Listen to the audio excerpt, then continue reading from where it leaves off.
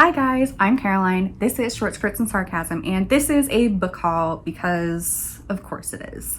I have absolutely no shame when it comes to buying books, so I'm gonna show you my loot. So first of all, I got these books, which are volume 1 and 2 of Daniel Deronda by George Eliot, in a secondhand bookshop on Charing Cross Road. I was meeting a friend. I was early. I went to browse the bookshelves because they smelled good, and I was there for literally 3 minutes and got these. They are actually, I think, by the same publisher and in the same style as my editions of volumes 1 and 2 of, is it Mill on the Floss? No, Middlemarch. And they're a different color, but they're sort of in the same style. So it looks really nice next to those on my shelf. And I did do some other thrift store shopping recently. Where's the third one? There was another one. I'll go get it in a second. So first I got Station 11 by Emily St. John Weinzell. I've read this book. I borrowed it from a friend and I'm definitely gonna read it again. So it was £1. I have no regrets. And I also got this beautiful hardcover edition of The Wonder by Emma Donoghue. Emma Donoghue has a really great writing style and an amazing imagination. None of her 2 books are the same. And so I haven't read this one. So I saw it for £2 and thought, you know, I deserve this. And it's true, I do. So this one is about a young English nurse who arrives in an impoverished Irish village on a strange mission.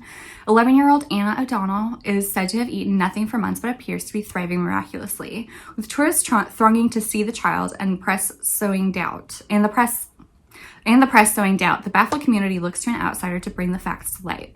Liv's job is simple: to watch the girl and uncover the truth. So this sounds like it has historical elements, which is what I really loved about Donoghue short stories, The Woman Who Gave Birth to Rabbits, and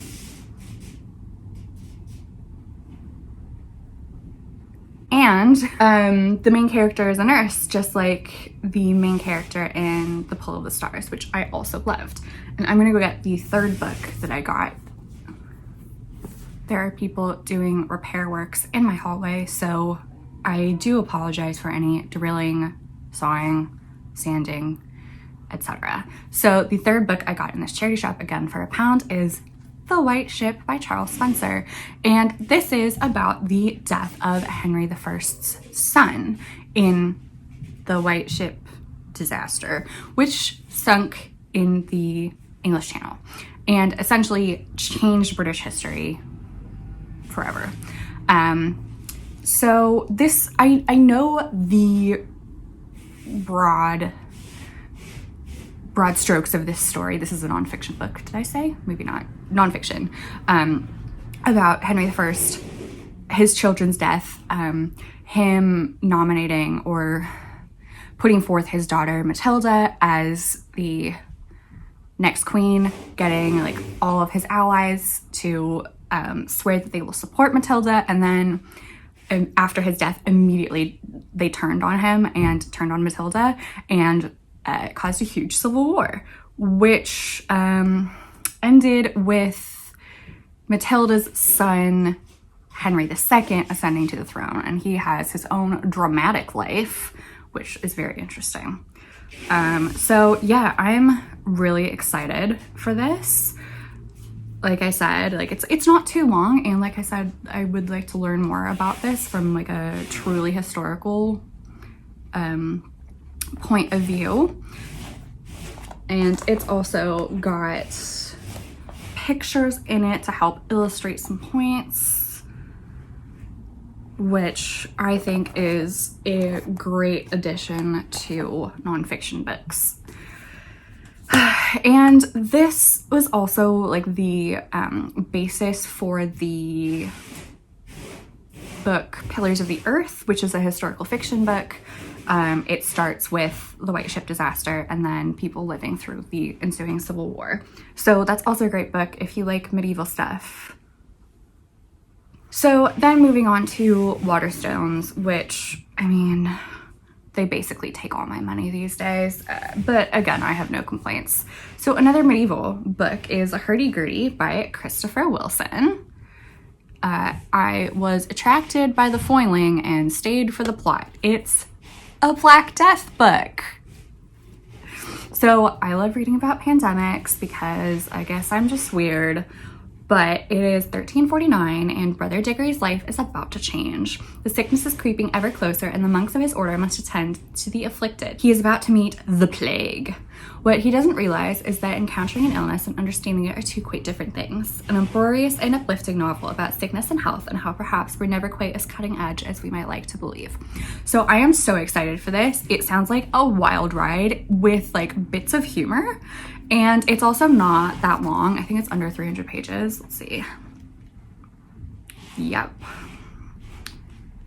262. So hope to get to this soon. Another nonfiction where I saw the foiling and was intrigued by the content. So at first I thought this was 50 Sounds by Polly Burton, which Jen Campbell had talked about reading the ARC for a while ago. And I was like, I need to read that. So I remembered it. This is a different nonfiction memoir about Japanese. Because 50 Sounds is about, like, I think Polly Burton is a translator. And I think Nancy Campbell is also a translator. So they've both written memoirs about the Japanese language, just like at the same time. So this is not the book I expected it to be, but it's similar and also I'm still really excited for it. Snow. Every language has its own words for the magical, mesmerizing flakes that fell from the sky. And in this exquisite exploration, writer and Arctic traveler Nancy Campbell digs deep into the meanings of 50 words for snow. In Japanese, we encounter Yuki Onna, a snow woman who drifts through a frosted land. In Icelandic, it is Hundslapadriffa. Hundslapadriffa? Snowflakes as big as a dog's paw. We're gonna just glaze past that horrible mispronunciation that blankets in the streets. And in Maori, we meet Hukarere, one of the children of rain and wind, from the mountaintops and frozen seas to city parks and desert hills. Each of these linguistic snow crystals offers a whole world of myth and story, the perfect winter gift. So, okay, it's not about Japanese, it is about language, including Japanese words. So, yeah, I'm super excited about this. I am fascinated by language. I think it's so interesting. And for each chapter, there is a snowflake because snowflakes are all unique. And so are words for snow.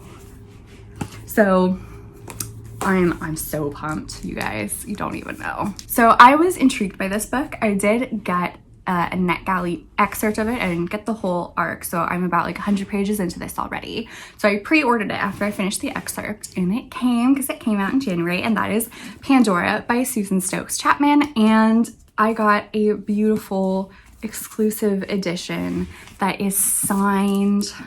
Also, look at that end papers. Look at it. Look at it. Look at it. Oh, so beautiful.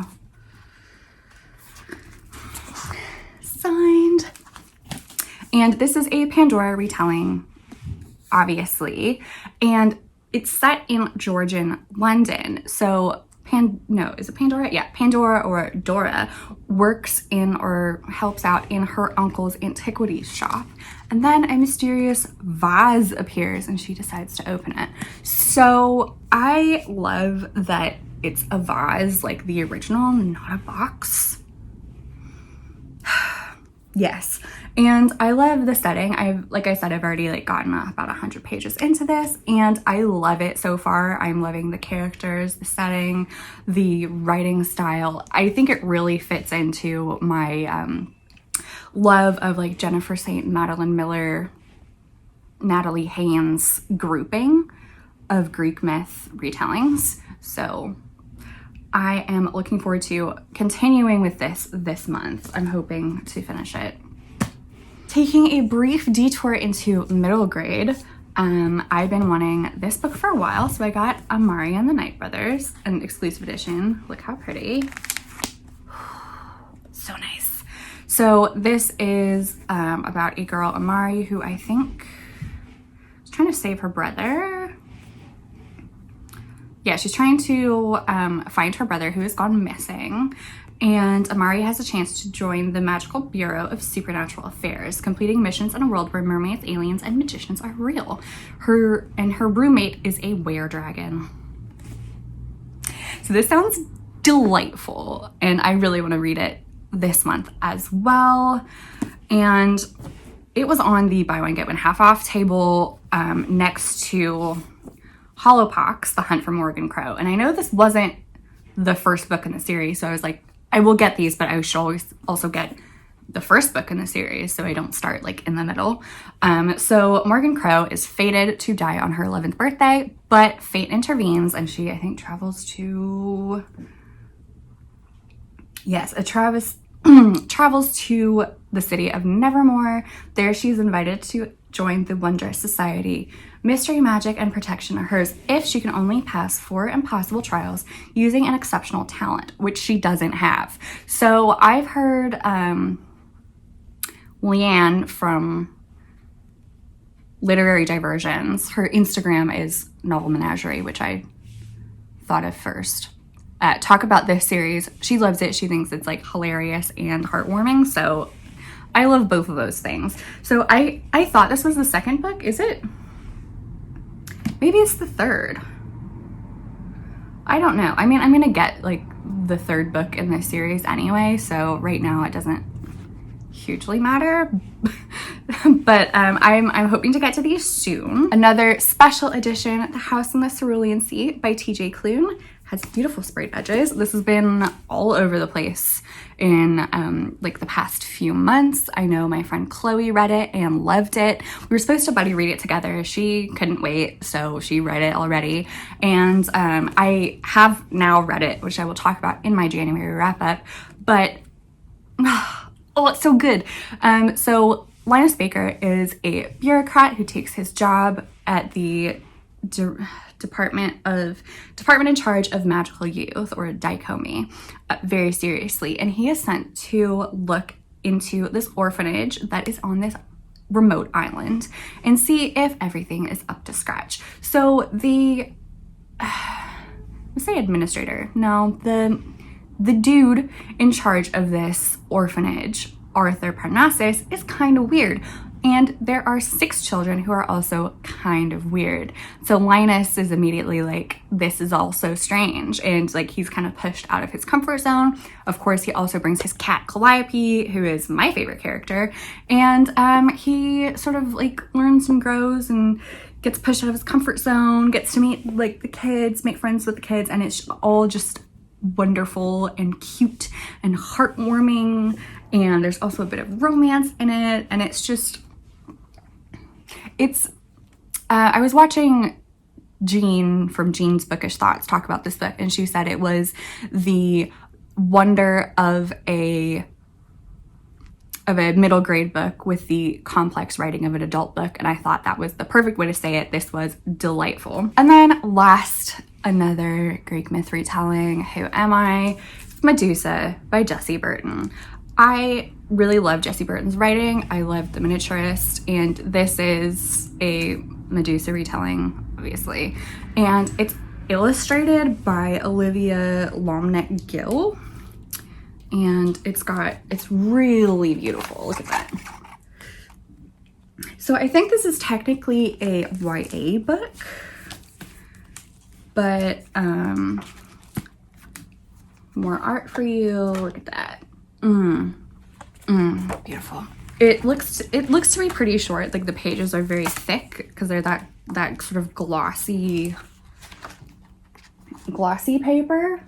So I think you could knock this out in a day or two. So I'm hoping to get to this soon. I'm so excited for literally all of these. And now that I'm done showing you these books, it's time for me to go to Waterstones. Just kidding. I'm going to be good and read the books I have. Anyway, thank you for watching. Leave a comment, like, and subscribe, and I will see you next time. Bye, guys.